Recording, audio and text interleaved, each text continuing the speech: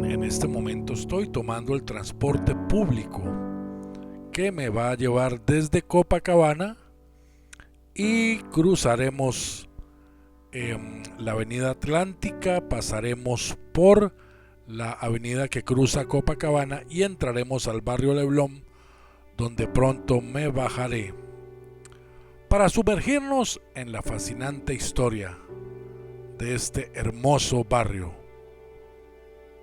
un rincón emblemático de Río de Janeiro que combina la belleza natural con una rica herencia cultural. Este es Leblon, con sus elegantes avenidas y su playa dorada. No siempre fue el vibrante y codiciado barrio que estamos viendo. Y al fondo tenemos el hermoso cerro Dois Irmãos, o Dos Hermanos, que ha sido testigo de todo lo sucedido en esta zona, desde guerras epidemiológicas y bacteriológicas hasta la caza de cachalotes para obtener combustible y hasta el refugio de negros fugados que armaron sus quilombos desde los bosques del Corcovado hasta la falda del cerro que vemos, Dois Irmãos. En 1575, el gobernador Antônio de Salema asumió el gobierno de la capitanía de Río de Janeiro y del sur de Brasil. Salema era un jurista formado en Coimbra y que odiaba a los indios, y este descubrió una ley promulgada por la metrópoli que eximía de impuestos durante 10 años a quien construyera ingenios de caña de azúcar en Brasil. Salema decidió simplemente extinguir a los indios tamoyo de las aldeas de Lagoa, Ipanema y esta zona llamada Leblon para construir aquí su molino, que funcionaría con agua muy abundante dadas las numerosas corrientes de agua de la zona. Ordenó entonces que se arrojara al bosque adyacente a la laguna de Freitas, que colinda con esta zona, un cargamento de ropa importada de Europa que venía contaminada e infectada con viruela. Venía compuesta de telas, sábanas y prendas de vestir que retenían el virus de la viruela durante largos periodos. Los indios tomaron la ropa, se la pusieron, contrajeron la viruela por contagio y murieron. Fue la primera guerra bacteriológica en las Américas. Los primeros propietarios de estas playas, además de los indios tamoyo, fueron algunos portugueses quienes se fueron convirtiendo paulatinamente en propietarios de todas las tierras que iban desde Humaitá hasta Leblon.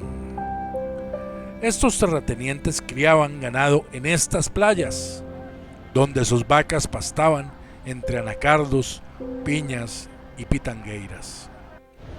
Hacia 1845, estos terrenos fueron comprados por un empresario francés llamado Carlos Leblond, quien instaló su finca, que sería conocida como Ocampo do Leblon, y una empresa de pesca de ballenas, Alianza, al final de la playa.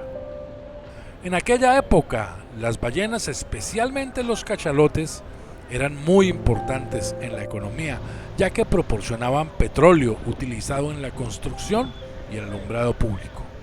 Durante este periodo, las tierras de Leblon pasaron a ser conocidas así, Campo do Leblon.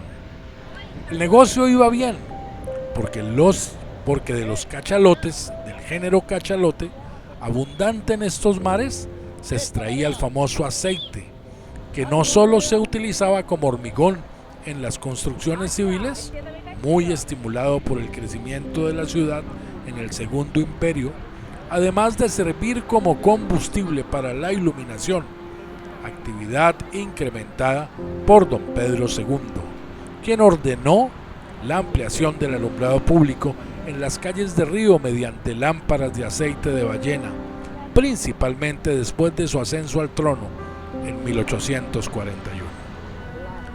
Pero a partir de 1854, con la implantación del alumbrado a gas, el negocio de la pesca de ballenas entró en declive y Leblon vendió sus tierras, que iban desde Copacabana hasta el pico que tenemos enfrente, que se llama Dois-Irmãos.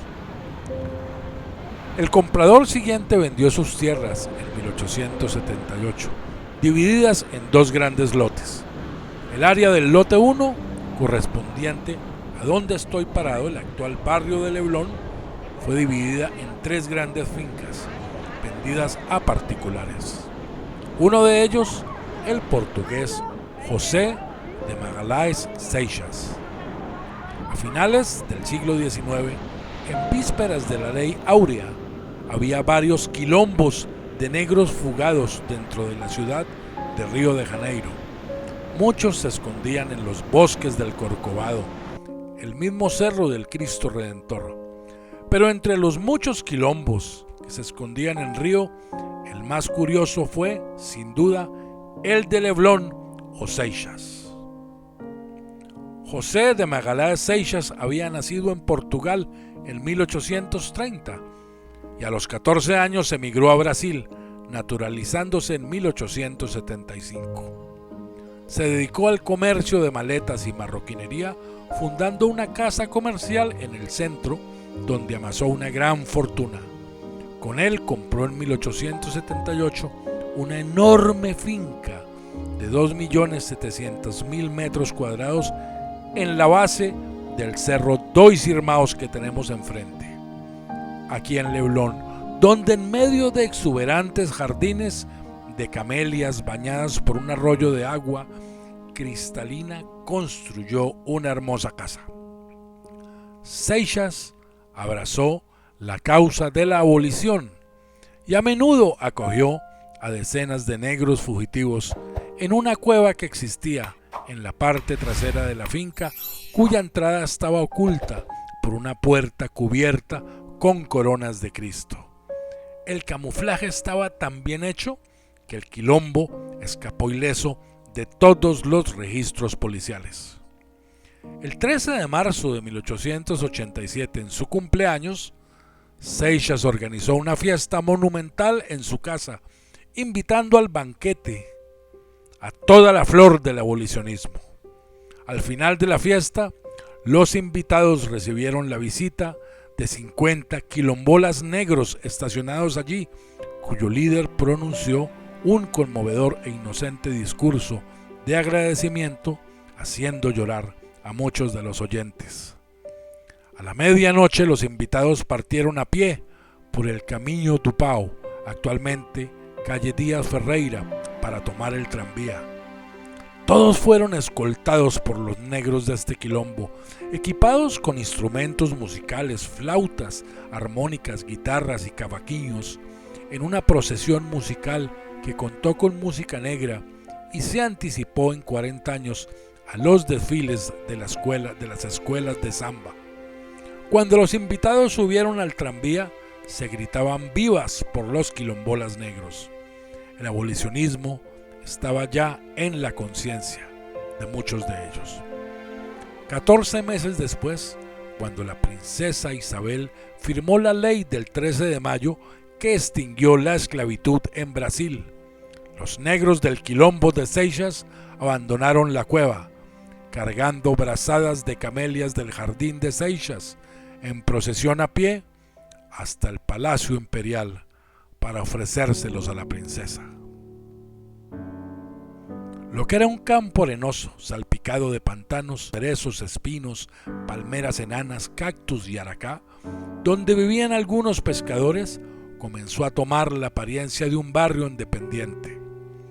Con motivo de la Primera Guerra Mundial, tras la instalación de un ramal de tranvía a lo largo de la playa en el tramo que, en 1918, pasó a denominarse la avenida Delfín Moreira, que tenemos aquí a nuestra izquierda.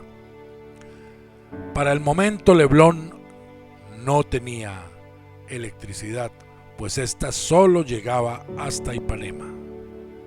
Posteriormente se construyó un puente sobre Barra de Lagoa, conectando la avenida Pieira Souto de Ipanema y esta Delfín Moreira en Leblon. Leblon, sin embargo, era un área relativamente aislada y poco desarrollada, en contraste con su vecino más famoso, Copacabana. Sin embargo, todo comenzó a cambiar con la urbanización progresiva de Río de Janeiro. La construcción de la avenida Niemeyer a principios del siglo XX, que conectaba Leblon con los barrios de San Conrado y Barra de Tijuca, fue un hito crucial que permitió un acceso más fácil y propició el desarrollo de la región. Pero la verdadera transformación de Leblon comenzó en la década de 1940, con la expansión de la ciudad y el auge económico del país. La construcción de edificios residenciales de lujo y la creación de espacios públicos bien cuidados atrajeron a una clase media y alta que buscaba un refugio de la bulliciosa vida urbana. Este desarrollo fue acompañado por una floreciente escena cultural. Cafés, librerías y teatros se convirtieron en lugares de encuentro para intelectuales, artistas y músicos. En las décadas de 1960 y 1970, Leblon se consolidó como un epicentro cultural y bohemio, hogar de figuras icónicas de la música brasileña como Tom Jobim y Vinícius de Moraes. Estos artistas, junto con otros miembros del movimiento de la bossa nova, encontraban inspiración en la serenidad de estas playas y en la atmósfera relajada de sus calles arboladas. Las melodías de bossa nova que capturaban la esencia del espíritu carioca resonaban en los bares y clubes del barrio, dotándolo de un carácter inconfundible. Esta playa de Leblon, con su extensión dorada y aguas cristalinas, es otro de los tesoros del barrio.